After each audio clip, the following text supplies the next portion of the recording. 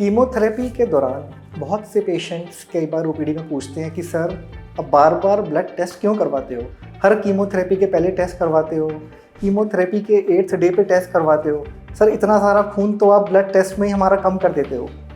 दूसरा, डॉक्टर ये जो ब्लड टेस्ट करवाता है इसमें क्या देखता है, आइए आज इसी पे चर्चा करते हैं। नमस्कार, मैं doctor Vikram Singhal, medical oncologist, on care cancer centres, Delhi NCR. देखिए, जब भी हम किसी पेशेंट का कैंसर ट्रीटमेंट शुरू करते हैं तो उसमें हम कुछ बेसलाइन इन्वेस्टिगेशंस करवाते हैं। कीमोथेरेपी से जो ऑर्गन्स मेनली अफेक्टेड होते हैं उसमें नंबर 1 होता है हमारा blood, bone marrow, number 2 liver, kidney, heart और कुछ पेशेंट्स में लंग। कीमोथेरेपी शुरू करने के पहले हम चाहते हैं कि इन चारों ऑर्गन्स को बेसलाइन चेक करें, किसी में कोई कमी तो नहीं है। आइए इसी से शुरुआत करते हैं सीबीसी की। देखिए, ऐसा होता है जब हम किसी को कीमोथेरेपी देते हैं तो फिर उसके जो सेल सबसे ज़्यादा इफेक्टेड होते हैं कीमो से, वो होते हैं उसके सीबीसी। और सीबीसी के अंदर भी सफ़ेद कोशिकाएं होती हैं जिनको बोलते हैं ल्यूकोसाइट्स। सबसे ज़्यादा ये इफेक्ट होते हैं क्योंकि ये काफ़ी जल्दी डिवाइड करने वाली कोशिकाएं होती हैं। और 8वें दिन पे ऐसा देखा गया है कि 7 से 10 दिन के बीच में सीबीसी और ल्यूकोसाइट्स में सबसे ज़्यादा कमी आती है। इसलिए हम मरीज का 7वें या 8वें दिन एक सीबीसी करके मरीज को ओपीडी में बुलाते हैं। इसी के साथ जो भी हम पेशेंट को कीमोथेरेपी देते हैं उसका सारा मेटाबॉलिज्म है वो सिंपलर फॉर्म में जो है वो लिवर में मेटाबोलाइज होती है और किडनी से उसका एक्सक्रीशन होता है, किडनी के द्वारा यूरिन से वो बाहर निकलती है।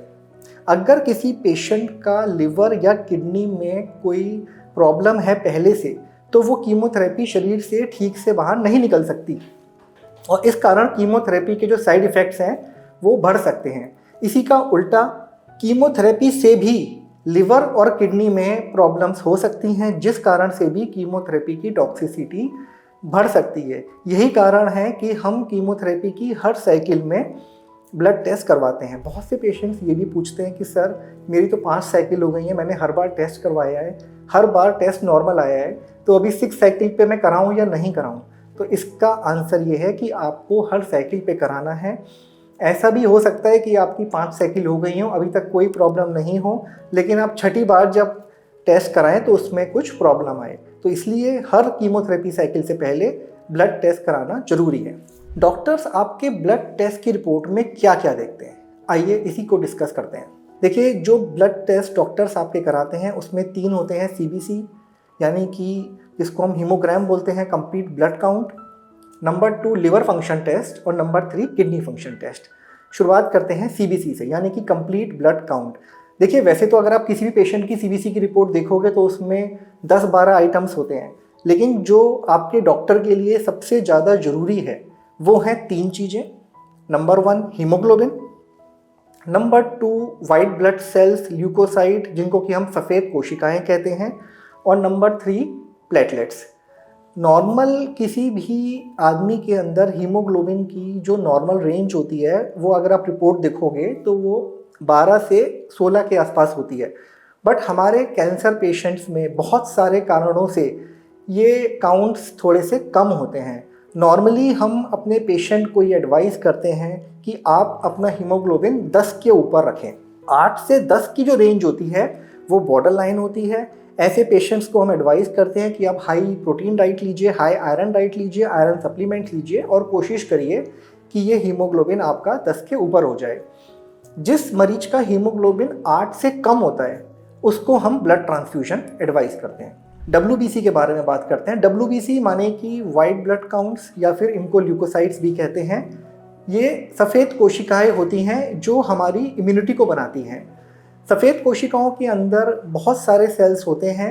इसके अंदर न्यूट्रोफिल्स होते हैं, लिम्फोसाइट्स होते हैं, एसिनोफिल्स होते हैं, बेसोफिल्स होते हैं और मोनोसाइट्स होते हैं। इसमें सबसे इम्पॉर्टेंट जो होते हैं वो न्यूट्रोफिल्स होते हैं। नॉर्मल सफ़ेद कोशिकाओं की रेंज हमारे ब्लड में जो है वो करीब 4000 से 10,000 के करीब होती है। वहीं न्यूट्रोफिल्स इसमें 40 से 70% होते हैं। अगर आप ऑन्कोलॉजिस्ट की बात करें तो ऑन्कोलॉजिस्ट का मेन जो ब्लड रिपोर्ट्स में उसका जो मेन एम्फेसिस होता है वो एब्सोल्यूट न्यूट्रोफिल काउंट्स के ऊपर होता है। आइए इसको एग्जाम्पल से समझते हैं। मान लिया किसी का टोटल ब्लड काउंट जो है वो कम है, 4000 होना चाहिए, मान लिया वो उसका 3000 है। तो आप तो बोलोगे कि भाई सर इसका तो टीएलसी काउंट कम है। उसमें हम देखेंगे कि न्यूट्रोफिल्स के परसेंटेज कितने हैं। अगर उस पेशेंट का न्यूट्रोफिल परसेंटेज 80% है तो यानी कि उसका एब्सोल्यूट न्यूट्रोफिल काउंट हो गया 2400 जो कि नॉर्मल है, इसमें कोई दिक्कत की बात नहीं है। अगर एब्सोल्यूट न्यूट्रोफिल काउंट्स 2000 से कम होते हैं, 1500 से 2000 के बीच में, हम इसको ग्रेड 1 न्यूट्रोपीनिया कहते हैं। ऐसे पेशेंट्स में हम ऑब्जर्वेशन करते हैं, अगर किसी पेशेंट का एब्सोल्यूट न्यूट्रोफिल काउंट 1500 से कम होता है, इन पेशेंट्स में हमें इम्यूनिटी बूस्टर इंजेक्शन देने होते हैं, जिसको कि हम GCSF या फिर फिल्ग्रास्टिम बोलते हैं। ये इंजेक्शंस उसके ये एब्सोल्यूट न्यूट्रोफिल काउंट्स को बढ़ाते हैं। जिन मरीजों का न्यूट्रोफिल काउंट 500 से भी कम होता है, ये एक सीरियस कंडीशन है, ये एक इमरजेंसी कंडीशन है।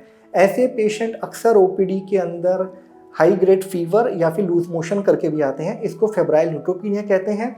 ऐसी कंडीशंस में हमें इम्यूनिटी बूस्टर इंजेक्शंस के साथ साथ में एंटीबायोटिक्स, IV फ्लूइड और सपोर्टिव मैनेजमेंट भी करना होता है। आइए अब बात करते हैं प्लेटलेट्स के बारे में। हमारी नॉर्मल प्लेटलेट्स की जो रेंज है वो होती है 1.5 लाख से 4.5 लाख। अक्सर ओपीडी में बहुत सारे पेशेंट आते हैं, बोलते हैं डॉक्टर साहब हमारे प्लेटलेट तो 6 से 7 लाख की रेंज में चल रहे हैं।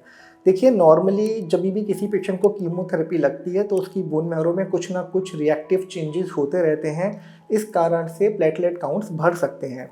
तो अगर आपके प्लेटलेट्स कीमोथेरेपी के दौरान 6 लाख से 7 लाख के बीच में भी हैं तो इसमें कोई घबराने वाली बात नहीं है, ये नॉर्मल है। हाँ, अगर आपके प्लेटलेट काउंट्स 10 लाख को क्रॉस कर रहे हैं और परसिस्टेंटली 10 लाख के ऊपर है तो ज़रूर फिर डॉक्टर को बताइए, वो इस पर कार्रवाई करेंगे। कुछ पेशेंट्स पूछते हैं कि डॉक्टर साहब मेरे प्लेटलेट्स काउंट कम हो गए हैं, 1,10,000 हो गए हैं।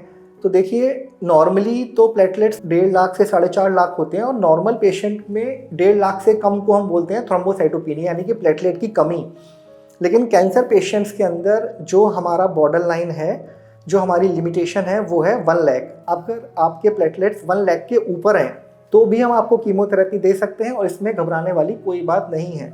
यहाँ तक कि अगर आपके प्लेटलेट्स 20,000 तक भी हैं तो भी उसमें कोई घबराने वाली बात नहीं है। अपने डॉक्टर से संपर्क करें, हम आपको मेडिसिन देंगे प्लेटलेट इंक्रीज़ करने के लिए, वो इंक्रीज़ हो जाएंगे।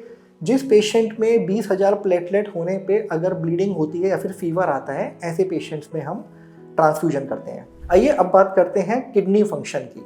देखिए, किडनी फंक्शन की रिपोर्ट में भी आपने बहुत सारे पैरामीटर्स देखे होंगे, लेकिन आपके ऑन्कोलॉजिस्ट के लिए जो 4 पैरामीटर सबसे इंपॉर्टेंट हैं वो हैं blood urea, serum creatinine, sodium और पोटेशियम। बहुत सारे पेशेंट्स हमारे पास आते हैं जिनके अंदर यूरिया जो है वो रेज्ड होता है। किसी का यूरिया 80 है, 100 है तो पेशेंट घबरा जाता है कि मेरी किडनी फेल हो गई है। ऐसा बिल्कुल भी नहीं है। यूरिया एक इनसेंसिटिव मार्कर है किडनी के लिए। अगर आपको किसी कारण से डिहाइड्रेशन है, आपने वाटर इनटेक कम किया है, उस कारण से भी यूरिया बढ़ सकता है। किडनी फंक्शन का जो मेन इंपॉर्टेंट मार्कर है वो है सीरम क्रेटिनिन। सीरम क्रेटिनिन की वैल्यू तकरीबन 1 से 1.2 तक हो सकती है। अगर क्रेटिनिन किसी कारण से बढ़ रहा है, उस केस के अंदर हम लोग नेफ्रोलॉजिस्ट से कंसल्ट करते हैं और देखते हैं कि इसका क्या कारण है। वहीं 2 और पैरामीटर सोडियम और पोटेशियम, जिसको कि नॉर्मल भाषा में हम नमक बोलते हैं। बहुत सारे कैंसर के पेशेंट्स होते हैं, मान लिया हेड एंड नेक के पेशेंट्स होते हैं, मुंह के कैंसर के, जिनका राइस ट्यूब फीड है। अक्सर ये देखा गया है कि राइस ट्यूब फीडिंग, जब नली के द्वारा फीडिंग होती है तो वो पेशेंट्स अच्छी मात्रा में नमक नहीं खा पाते हैं, उनका खाना मेनली ब्लंट होता है और मीठा होता है। तो ऐसे पेशेंट्स में अक्सर देखा गया है कि सोडियम की डेफिशिएंसी हो जाती है। तो ऐसे पेशेंट्स में कुछ नहीं करना है, आपको थोड़ा सा डाइट में एक्स्ट्रा सॉल्ट देना है। अगर सोडियम 130 तक भी है तो भी घबराने की कोई बात नहीं है। अगर सोडियम के लेवल्स 120 से 125 के बीच में है तो अपने डॉक्टर से आप मिलिए और वो ज़रूर कुछ ना कुछ इस पर इन्वेस्टिगेशन करा के उसको करेक्ट करेंगे। वहीं पोटेशियम लेवल्स नॉर्मली पेशेंट्स के कम हो जाते हैं, इसलिए हम पेशेंट्स को बोलते हैं कि आप जूसी फ्रूट्स लीजिए, कोकोनट वाटर लीजिए और बनाना लीजिए। ये फ्रूट्स जो होते हैं ये नॉर्मल आपके पोटेशियम लेवल्स को मेंटेन करने में हेल्प करते हैं। आइए अब बात करते हैं लिवर फंक्शन टेस्ट की। लिवर फंक्शन टेस्ट में जो पैरामीटर्स आपके ऑन्कोलॉजिस्ट के लिए सबसे ज़रूरी हैं वो हैं serum bilirubin number 1, number 2 liver enzymes, जिसमें कि SGOT और SGPT आता है। देखिए, सीरम बिलीरुबिन का नॉर्मल लेवल 1 है।